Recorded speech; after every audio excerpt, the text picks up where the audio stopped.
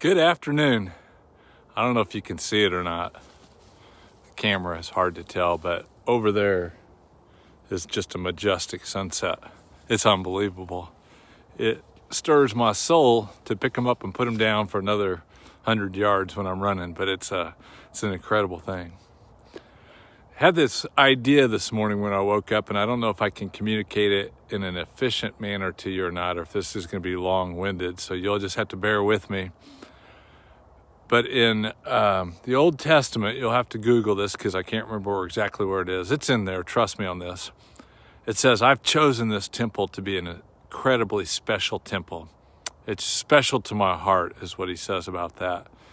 And those words were prophetic, and yet many of us missed out on those prophetic words for many, many years for reasons for which I don't know.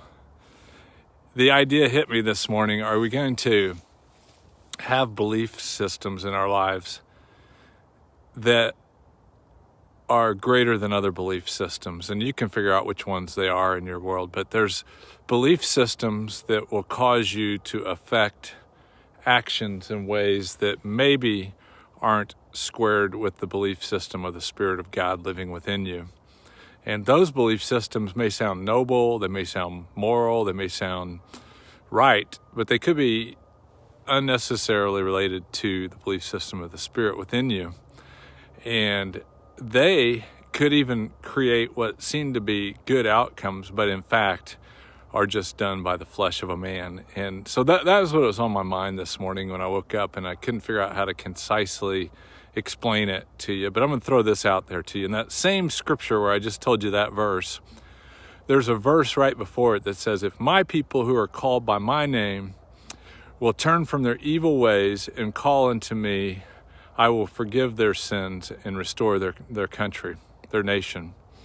And maybe you've heard that before, or maybe you've seen it on billboards calling out for Christians to change their mind towards what's going on culturally and to respond differently. And maybe that's what Christians will do when they see it, is they will pray to God that he would restore their country. And maybe that's fine. However, if you read that section of scripture in context, that section is to the nation of Israel. It wasn't to modern day believers. It was to the nation of Israel. So my question is it okay to use that verse to justify things in current events because it sounds good today? Does that make any sense? To take something out of context, to use it in a manner that seems to justify ends for today, is that a worthy way to act? Or does that take some principle that isn't necessarily spiritual and weigh it heavier than the spiritual principle of maybe trusting Christ in you, the hope of glory? And I throw that out there because you can do this in a number of different ways. You can do it in your belief system of how you parent or how you should educate or how you should do whatever.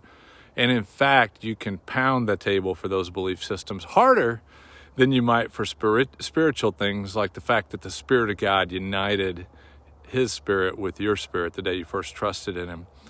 And I throw that out there to you because I just heard a word that I hadn't heard in a while, and it's the word a lemming. And I don't know if you're familiar with the term lemming, but that's supposedly somebody who will just believe anything. And it came from the idea that this animal would just jump off cliffs to its death and commit suicide because it's ignorant and not knowing. And so if somebody seems to be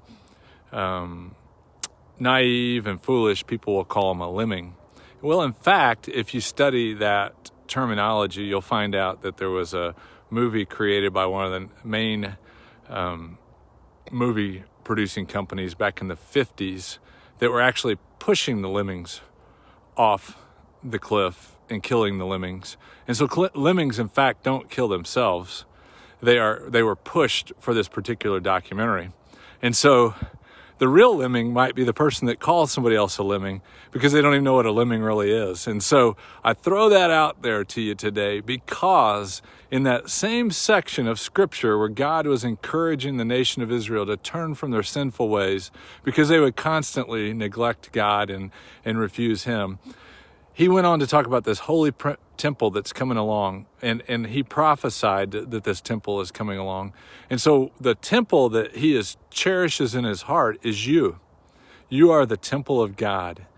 You are the dwelling place of God. You are the Holy of Holies, and he thinks highly of you. And if somebody can make you believe like a lemming that you're not a highly sought after person, then you've chosen not to pursue the true spiritual principles over just fables and things that seem good. And so today, I encourage you to live by faith.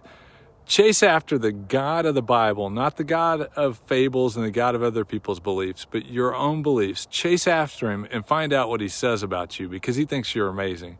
And I do as well. So have a great day, and I'll see you real soon.